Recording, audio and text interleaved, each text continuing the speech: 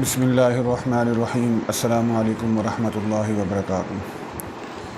یہ ایک صاحب نے پوچھا ہے کہ مولانا صاحب، اپنی قسمت کا حال دریافت کرنا یا اخبارات وغیرہ میں جو کیفیات یا حالات درج کیے جاتے ہیں کہ فلاں برج والے کے ساتھ یہ ہوگا وہ ہوگا، پڑھنا یا معلوم کرنا کیا درست ہے؟ اور اس بات پر یقین رکھنا کہ فلاں تاریخ کو پیدا ہونے والے کا برج فلاں ہے، کیا گناہ ہے؟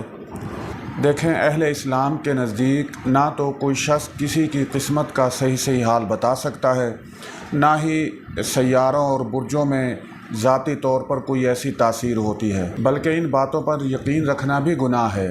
لہذا ایسے لوگ اکثر پریشان رہتے ہیں اور توہم پرست بن جاتے ہیں۔ لہذا یہ مسئلہ سمجھ لیجئے کہ ستاروں اور برجوں سے اپنی قسمت کا حال جاننا یا معلوم کرنا یہ بالکل جائز نہیں ہے۔ یہ اسی طرح کا ایک اور سوال کسی نے کیا ہے کہ جناب مولانا صاحب، ہمیں ہاتھ دکھانے کا بہت شوق ہے، ہر دیکھنے والے کو دکھاتے ہیں، بتائیے کہ یہ باتیں ماننی چاہیے یا نہیں؟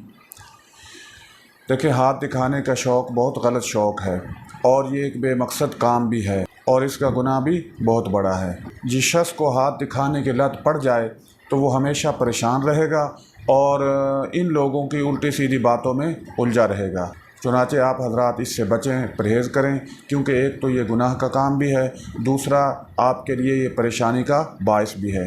یہ اسی طرح کا ملتا جلتا ایک اور سوال کسی نے پوچھا ہے کہ حضرت، قرآن و حدیث کی روشنی میں بتائیں کہ ہاتھ کی لکیروں پر یقین رکھنا چاہیے یا نہیں؟ جی ہرگز نہیں، قرآن و حدیث کی روشنی میں ہاتھ کی لکیروں پر یقین رکھنا ہرگز درست نہیں۔ یہ ایک صاحب نے پوچھا ہے کہ اکثر لوگ کہتے ہیں کہ جمعہ اور منگل کو کپڑے نہیں دھونے چاہیے، ایسا کرنے سے رزق یعنی آمدنی میں کمی واقع ہوتی ہے، آپ اس کے بارے میں رہنمائی فرمائیں۔ جی یہ بالکل غلط مسئلہ ہے، کوئی شریعت کے اندر اس کی اصل نہیں ہے، نہ ہی کوئی شریعت میں منگل اور جمعہ کو کپڑا دھونے پر پابندی ہے۔ جمعے کو بھی دھو سکتے ہیں، منگل کو بھی، ہر دن جو ہے ہفتے میں جو 7 دن ہوتے ہیں کسی بھی دن آپ کپڑے دھو سکتے ہیں۔ یہ محض جو ہے وہ ایک غلط مسائل میں سے ہے، لوگوں کو بنایا ہوا مسئلہ ہے کہ فلاں دن کپڑے دھونے سے آمدن میں کمی آئے گی، رزق میں کمی آئے گی، ایسا ہرگز نہیں ہے۔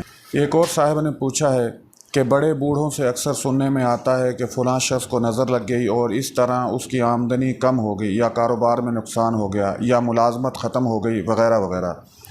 براہ کرم وضاحت فرمائیں کہ نظر لگنے کی حقیقت کیا ہے؟ دیکھیں، بخاری شریف کی حدیث میں ہے، آپ صلی اللہ علیہ وسلم نے فرمایا کہ العین حق، نظر کا لگنا برحق ہے۔ اسی طرح حافظ ابن حجر نے فتح الباری میں حضرت جابر رضی اللہ تعالیٰ عنہ کی ایک روایت نقل کی ہے کہ آپ صلی اللہ علیہ وسلم نے فرمایا کہ قضاء و قدر کے بعد اکثر لوگ نظر لگنے سے مرتے ہیں۔ اس سے معلوم ہوا کہ نظر لگنے سے بعض دفعہ آدمی بیمار بھی ہو جاتا ہے اور بعض صورتوں میں یہ بیماری موت کا پیش خیمہ بھی بن جاتی ہے، اور اسی طرح دوسرے نقصانات پر بھی قیاس کیا جا سکتا ہے۔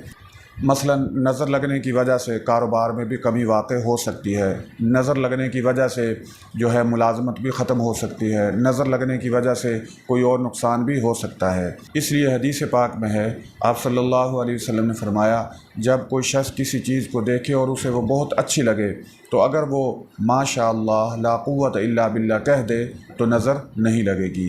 اللہ تعالی ہمیں ان باتوں پر عمل کی توفیق نصیب فرمائے، واللہ اعلم بالصواب۔